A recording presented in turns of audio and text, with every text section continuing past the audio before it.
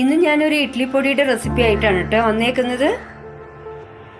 ഞാൻ ഈ ഒരു സ്റ്റൈലിലാണ് കേട്ടോ ഇഡ്ലിപ്പൊടി ഉണ്ടാക്കാറുള്ളത്.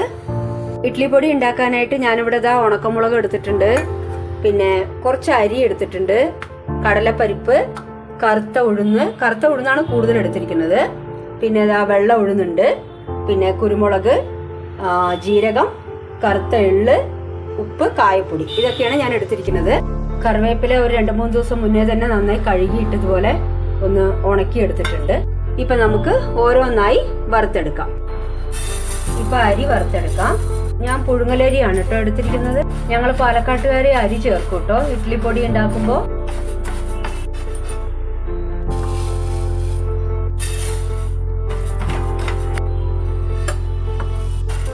ഇനി നമുക്ക് കടലപ്പരിപ്പ് വറുക്കാം.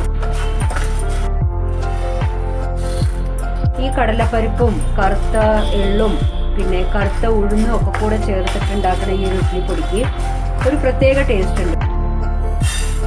ഇപ്പൊ നമുക്ക് തോലുള്ള ഉഴുന്ന് വറുത്തെടുക്കാം. ഞാൻ ഈ കറുപ്പ് ഉഴുന്നാണ് കൂടുതൽ ക്വാണ്ടിറ്റി എടുക്കാറുള്ളത്.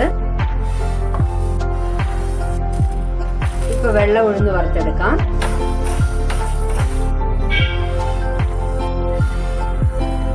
ഇനി ഈ കറിവേപ്പില ഒന്ന് വറുത്തെടുക്കാം. കറിവേപ്പില ഇതുപോലെ 2 ദിവസം മുന്നേ തന്നെ നമുക്ക് നന്നായി കഴുകിയിട്ട് ഉണക്കിയെടുത്താൽ ഈസി ആയിട്ട് ഇതുപോലെ വറുത്തെടുക്കാൻ പറ്റും.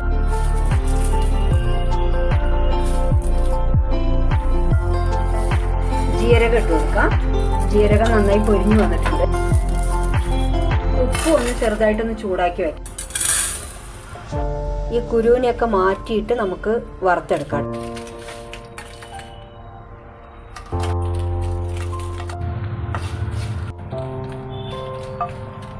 അടുത്തത് കുരുമുളക് ഇട്ട് കൊടുക്കാം.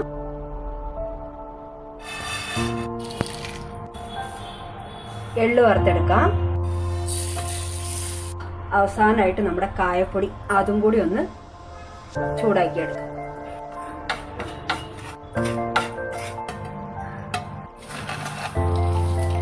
ഇനി ഇതൊക്കെ ഒന്ന് നന്നായി തണുക്കട്ടെ.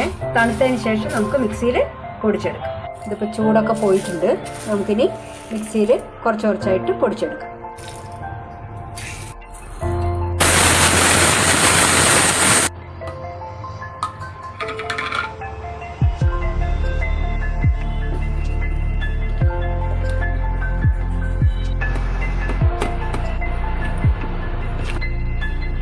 ഇഡ്ലിപ്പൊടി റെഡി ആയിട്ടുണ്ട്.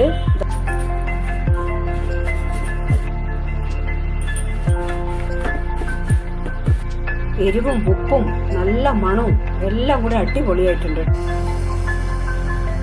അങ്ങനെ നമ്മുടെ ഇഡ്ലിപ്പൊടി റെഡിയായി.